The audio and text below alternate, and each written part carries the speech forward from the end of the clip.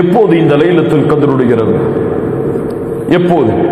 அல்லாஹ்வுடைய தூதர் ஸல்லல்லாஹு அலைஹி வஸல்லம் அறிவிக்கிறார்கள். ஆயிஷா রাদিয়াল্লাহு அன்ஹா அவர்கள் கூறுகிறார்கள், அல்லாஹ்வுடைய தூதர் இறுதி 10 இரவுகளை அடைந்தால் கூறுவார்கள், தஹர்ரௌ லைலத்துல் கத்ரி ஃபில் அஷ்ரில் அவாஹிர் மின் ரமதான்.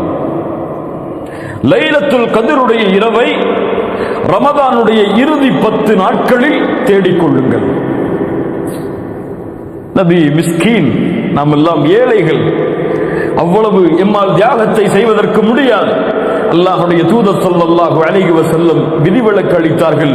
அடுத்த நபி மொழியில் அதுவும் இயலவில்லை என்றால் தஹர்ரௌ லைலத்துல் கத்ரி ஃபில் வித்ரி மினல் அஷ்ரில் அவாஹிர் மின் ரமதான். ரமதானுடைய வித்ருடைய நேரங்களில், அதாவது ரமதானுடைய இறுதி 10 இரவுகளில் வித்ருடைய அடிப்படையில் வரக்கூடிய இரவுகள் 21, 23, 25, 27, 29. இந்த 5 இரவுகளில் ஓர் இரவில் தான் அல்லாஹ் பொக்கிஷமாக ஆக்கி வைத்திருக்கக்கூடிய இரவின் கிரீடமாகிய லைலத்துல் கத்ர் இருக்கிறது. தேடிக்கொள்ளுங்கள். இன்னும் சில ஹதீதுகளில் அல்லாஹ்வுடைய தூதர் 23 தேடிக்கொள்ளுங்கள் என்று சொன்னார்கள். இன்னும் சில ஹதீதுகளில் 25, 27, 29 தேடிக்கொள்ளுங்கள் என்று சொன்னார்கள். இன்னும் சில ஹதீதுகளில் 21 தேடிக்கொள்ளுங்கள் என்று சொன்னார்கள். ஒட்டுமொத்தமாக சேர்த்து பார்த்தால் இந்த இரவுடைய ஞானம் அல்லாஹ்வை தவிர வேறு யாருக்கும் தெரியாது. இந்த 5 இரவில் தான் அல்லாஹ் ரப்புல் ஆலமீன் அந்த லைலத்துல் கத்ருடைய இரவை அல்லாஹ் ரப்புல் ஆலமீன் வைத்திருக்கிறார். அல்லாஹ் அதை அடையக்கூடிய பாக்கியத்தை நமக்கு தருவானாக. என்ன அடையாளங்கள் இதற்கு? ஒருவன் லைலத்துல் கத்ருடைய இரவை அடைகிறான் என்பதை அவன் எப்படி அடையாளத்தை கொண்டு ஓரளவு முடிவு செய்ய முடியும்? அல்லாஹ்வுடைய தூதர் ஸல்லல்லாஹு அலைஹி வஸல்லம் சொன்னார்கள், லைலத்துல் கத்ருடைய இரவை நீங்கள் அடைந்தால், அல்லாஹ்வுடைய தூதருக்கு முன்னால் அந்த இரவை பற்றி பேசப்படுகிறது. அல்லாஹ்வுடைய தூதர் சொன்னார்கள், அந்த இரவில் சந்திரன் இருக்கும். ஒரு பவுலை பாதியாக வெட்டினால் எந்த அமைப்பில் இருக்குமோ, ஒரு பவுல் அதை பாதியாக வெட்டினால் எந்த அமைப்பில் இருக்குமோ அந்த அமைப்பில் அந்த இரவுடைய சந்திரன் இருக்கும். அல்லாஹ்வுடைய தூதர் ஸல்லல்லாஹு அலைஹி வஸல்லம் சொன்னார்கள், லைலத்துல் கத்ர், அந்த லைலத்துல் கத்ருடைய இரவு லேசான ஒரு இரவாக இருக்கும். வெளிச்சம் சூழ்ந்த முழுவதுமான வெளிச்சமான ஒரு இரவாக இருக்கும். அந்த நாளுடைய, அந்த லைலத்துல் கத்ருடைய நாள் அதிகமான வெப்பமானதாகவோ அதிகமாக குளிர்ச்சியானதாகவோ இருக்காது, நடுநிலையோடு இருக்கும். அந்த நேரத்திலே சூரியனுடைய, காலை நேரத்தின் சூரியனுடைய அந்த சிகப்பு நிறம் கொஞ்சம் கம்மியாக இருக்கும் என்று அல்லாஹ்வுடைய தூதர் ஸல்லல்லாஹு அலைஹி வஸல்லம் அவர்கள் சொன்னார்கள். மேலும் அல்லாஹ்வுடைய தூதர் ஸல்லல்லாஹு அலைஹி வஸல்லம் சொன்னார்கள், லைலத்துல் கத்ருடைய இரவில் உதிக்கக்கூடிய சூரியனுக்கு கதிர்கள் இருக்காது. சூரியனுக்கு கதிர்கள் இருக்காது. இந்த அடையாளங்கள் தான் அல்லாஹ்வுடைய தூதர் ஸல்லல்லாஹு அலைஹி வஸல்லம் ஸஹீஹான அடிப்படையில் இன்னும் சில அடையாளங்களை சொன்னார்கள். எரிகற்கள் அந்த இரவில் வீசப்படாது. ஷைத்தானை விரட்டுவதற்காக எரிகற்களை, எரி நட்சத்திரங்களை மலக்குகள் வீசுவார்கள். அது இந்த இரவில் வீசப்படாது என்று அல்லாஹ்வுடைய தூதர் ஸல்லல்லாஹு அலைஹி வஸல்லம் ஸஹீஹான ஹதீஸின் அடிப்படையில் சொன்னார்கள். இது மட்டுமல்லாமல் இன்னும் மக்களிடத்திலே சில புழக்கத்திற்குரிய ஹதீஸுகள் எல்லாம் இருக்கிறது. லைலத்துல் கத்ருடைய இரவை அடைந்தால் நாய் குறைக்காது. இருக்கிறதா இல்லையா? கேள்விப்பட்டிருக்கீங்களா இல்லையா? யார் அறிவித்த ஹதீஸுகள் இதெல்லாம்? அல்லாஹ்வுடைய தூதரா? மஅதல்லா, இயாது பில்லாஹ். இதுவெல்லாம் பலகீனமான இட்டுக்கட்டப்பட்ட அறிவிப்புகள். இது மட்டும்தான் ஸஹீஹான ஹதீஸின் அடிப்படையில் அல்லாஹ்வுடைய தூதர் ஸல்லல்லாஹு அலைஹி வஸல்லம் லைலத்துல் கத்ருடைய இரவுக்கு கூறிய அடையாளங்களாகும். ஆயிஷா রাদিয়াল্লাহு அன்ஹா அல்லாஹ்வுடைய தூதரிடத்தில் கேட்டார்கள், அல்லாஹ்வுடைய தூதரே, இந்த லைலத்துல் கத்ருடைய இரவை அடைந்தால் நாங்கள் என்ன செய்வது? கேள்வி எவ்வளவுங்க? பெரிய கேள்வி, அப்படிதானே? முழு இரவும் நாங்கள் என்ன அமல் செய்வது? எதை கொண்டு அதை வரவேற்பது? என்ன கூறுவது அந்த லைலத்துல் கத்ருடைய இரவை அடைந்தால்? அல்லாஹ்வுடைய தூதர் ஸல்லல்லாஹு அலைஹி வஸல்லம் சொல்லுங்கள், அவர்கள் சொன்னார்கள், அந்த லைலத்துல் கத்ருடைய இரவை அடைந்தால் ஆயிஷா அவர்களை இந்த துஆவை ஓதுங்கள். ஒரு பக்கத்திற்குள்ள துஆ அல்ல, 2 பக்கத்தை உள்ளடக்கக்கூடிய துஆ அல்ல, ஒரே வரியில் 3 வாக்கியங்களை கொண்ட துஆ.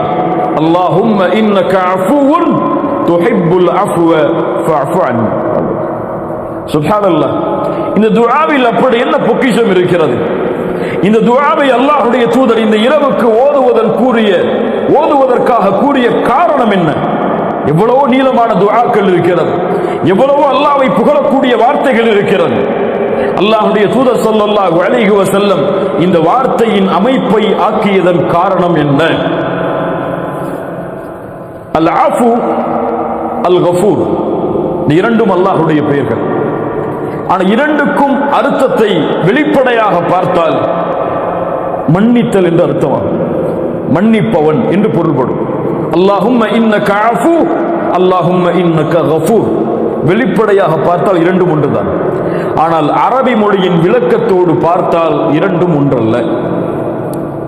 அல்லாஹுவை இன்னக கஃபூர் என்று கூறாமல் இன்னக அஃபூன் என்று அல்லாஹ்வுடைய தூதர் இந்த லைலத்துல் கத்ருடைய இரவில் கூறியதன் காரணம் என்னவென்றால், நல்ல கவனிங்க, கஃபூர் பாவங்களை மன்னிப்பவன். நாம் பாவம் செய்து அல்லாஹ்விடத்திலே பாவ மன்னிப்பை தேடினால் எம்முடைய புத்தகத்தில் பதியப்பட்ட அந்த பாவம் மன்னிக்கப்படும் இன்ஷா அல்லாஹ். ஆனால் அந்த பாவம் மறைக்கப்படாது, எடுக்கப்படாது அந்த புத்தகத்தில் இருந்து. அல்லாஹ் ரப்புல் ஆலமீன் நல்லவர்களை நாளை மறுமையில் விசாரணை செய்வான். இப்படி அல்லாஹ்வுடைய தூதர் ஸல்லல்லாஹு அலைஹி வஸல்லம் சொன்னார்கள், நாளை மறுமையில் அல்லாஹ்விற்கும் அடியானுக்கும் இடையே ஒரு திரை போடப்படும். அந்த திரைக்குள் அல்லாஹ்வும் அந்த அடியானும் இருப்பார்கள். அல்லாஹ் அந்த அடியானை நெருக்கமாக்குவான். நெருக்கமாக்கி கேட்பான், தஅரிஃபு தம்ப கதா, தஅரிஃபு தம்ப கதா, இந்த பாவம் உனக்கு தெரியுமா? இந்த பாவம் உனக்கு நினைவிருக்கிறதா? இந்த பாவத்தை நீ அறிவாயா என்று அல்லாஹ் ரப்புல் ஆலமீன் அவன் செய்த பாவம் அவனுக்கு நினைவை அல்லாஹ் ஏற்படுத்துவான். விசாரிக்க மாட்டான், நினைவை ஏற்படுத்துவான். அவன் சொல்லுவான், யா ரப்பி அரிஃப், யா ரப்பி அரிஃப், யா ரப்பி அரிஃப். அறிவேன் யா அல்லாஹ், அறிவேன் யா அல்லாஹ், அறிவேன் யா அல்லாஹ். மறைக்க முடியாது அல்லாஹ்விடத்தில். அல்லாஹ் ரப்புல் ஆலமீன் இடத்திலே அவனிடத்திலே அந்த பாவங்களை என்ன ஆரம்பித்தவுடன் அவன் எண்ணிக்கொள்ளுவான், அவ்வளவுதான், அழிந்தேன் நான். அல்லாஹ் என்னை பாவத்தை நினைவுபடுத்துகிறான், நான் அழிந்தேன், இதுவெல்லாம் மன்னிக்கப்பட்டு விட்டது நினைத்தேன்.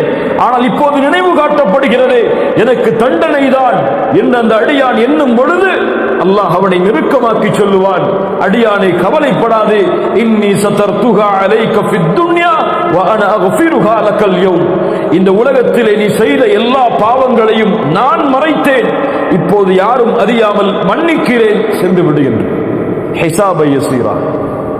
இதுதான் முஃமின்களை நாளை மறுமையில் அல்லாஹ் விசாரிக்கக்கூடிய விசாரணையின் முறை. முஃமின்களுக்கு எளிதான விசாரணை இப்படித்தான் அமையும்.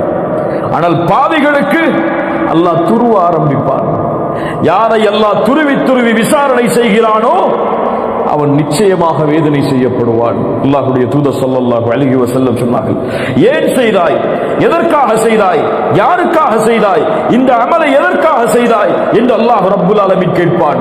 நாம் எல்லாம் அறிந்த நபிமொழிதான், மூவரை அல்லாஹ் ரப்புல் ஆலமீன் நாளை வறுமையில் விசாரணை செய்வான். ஒருவர் ஷஹீத், ஒருவர் குர்ஆனை ஓதுபவர், ஒருவர் அல்லாஹ்வுடைய பாதையில் செலவு செய்தவர். ஷஹீதை அழைத்து அல்லாஹ் என்ன கேட்பான், நீ செய்த பாவம் நினைவுக்கு இருக்கிறதா என்று கேட்பானா?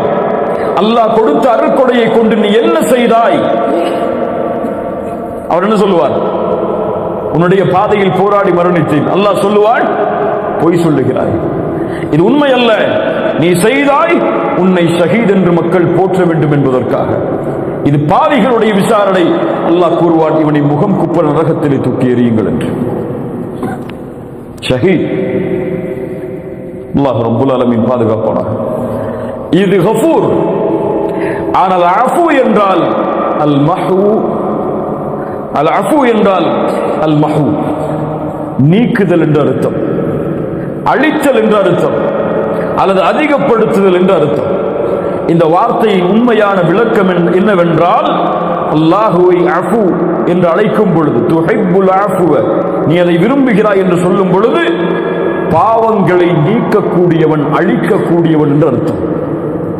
அல்லாஹுவை இந்த பிரார்த்தனையின் மூலம் ஒருவன் அழைத்து பாவ மன்னிப்பை தேடினால் அவனுடைய பாவம் கரையே இல்லாமல் அந்த புத்தகத்தில் இருந்து நீக்கப்பட்டு விடும். நாளை மறுமையில் நினைவு காட்டப்படாது. அவன் செய்த பாவம் அவனுடைய வாழ்வின் ஏட்டின் புத்தகத்தில் எடுக்கப்பட்டுவிடும், நீக்கப்பட்டுவிடும், அழிக்கப்பட்டுவிடும். அதன் காரணமாகத்தான் அல்லாஹ்வுடைய தூதர் பிரார்த்தனை செய்ய சொன்னார்கள், அல்லாஹும்ம இன்னக அஃபூவுன் துஹிப்புல் அஃப்வ ஃபஅஃபு அன்னி. யா ரப், என் இறைவனே, நீ மன்னிக்க கூடியவன், பாவங்களை நீக்கக்கூடியவன், பாவங்களை அழிக்கக்கூடியவன். இந்த இரவில் அதை நீ விரும்புகிறாய். யா அல்லாஹ், எங்களை மன்னிக்க வேண்டும் என்பதை நீ விரும்புகிறாய். ஃபஅஃபு அன்னி, எங்களை மன்னித்து விடு, எங்களுடைய பாவங்களை அழித்து விடு. நாளை மறுமையில் இந்த பாவங்களை கொண்டு எங்களை இழிவுபடுத்தி விடாதே என்று அல்லாஹ்விடத்திலே கேட்குமாறு அல்லாஹ்வுடைய தூதர் ஸல்லல்லாஹு அலைஹி வஸல்லம் தன்னுடைய மனைவிக்கு கற்றுக் கொடுத்தார்கள்.